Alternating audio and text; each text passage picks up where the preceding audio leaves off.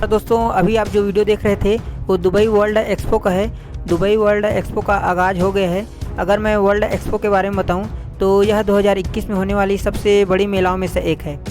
Dubai world expo अगले 6 महीने तक चलेगा, जिसमें वर्ल्ड के 192 देश शामिल होंगे और अपनी तकनीकी व कला संस्कृति को एक्सपो के माध्यम से दुनिया के सामने रखेंगे।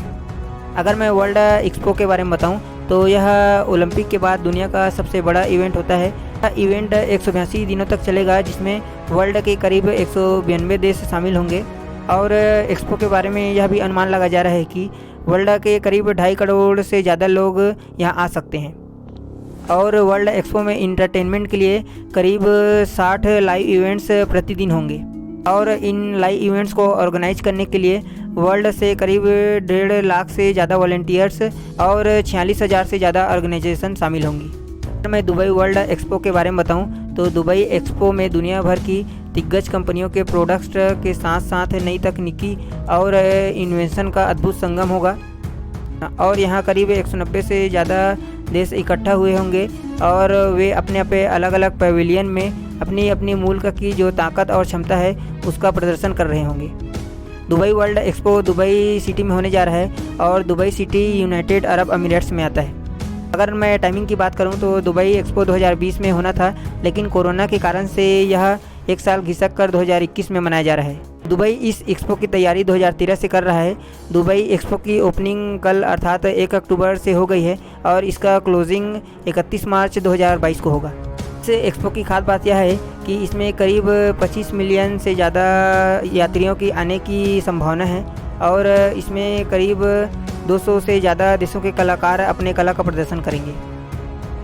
और एक्सपो को लेकर यह अनुमान लगाया जा रहा है कि इस साल इसमें करीब 6.8 बिलियन डॉलर से ज़्यादा खर्च आएंगे।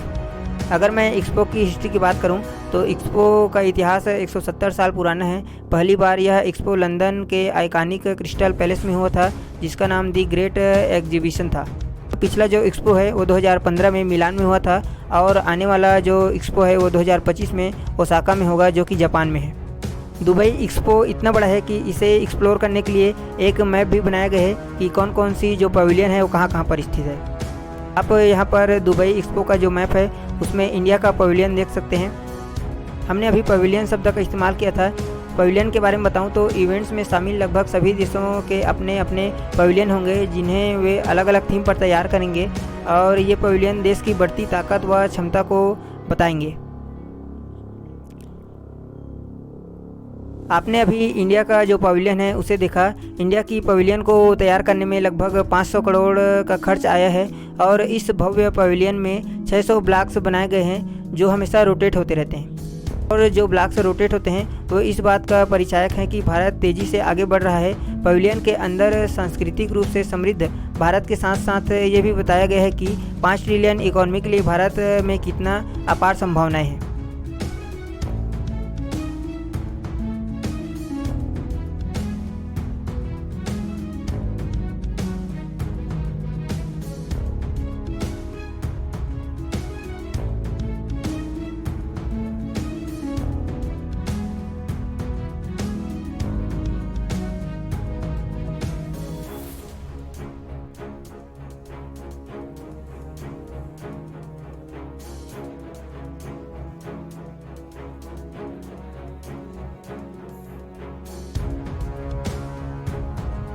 हमारी जो इंडियन पवेलियन है उसमें 11 थीम बनाए गए हैं, जिसमें से space technology, robotics, electronics, e commerce, energy और साइबर सिक्योरिटी इत्यादि हैं।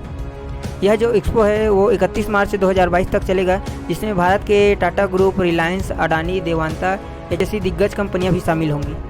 और इस एक्सपो को लेकर कहा जा रहा है कि इस एक्सपो के कारण से यूएई की यात्रा करने वाले यात्रियों की जो संख्या है वो लगभग 207% से बढ़ जाएगी। अगर आप दुबई एक्सपो की लाइव वीडियोस देखना चाहते हैं तो मैं दुबई एक्सपो की जो यूट्यूब चैनल है उसका लिंक डिस्क्रिप्शन में दे दूंगा, आप वहां पर से जाकर देख सकते हैं। और ऐसे ही इंटरनेशनल करंट अफेयर्स को देखने के लिए सब्सक्राइब कीजिए जागृत को and also press bell icon. जय हिंद, जय भारत।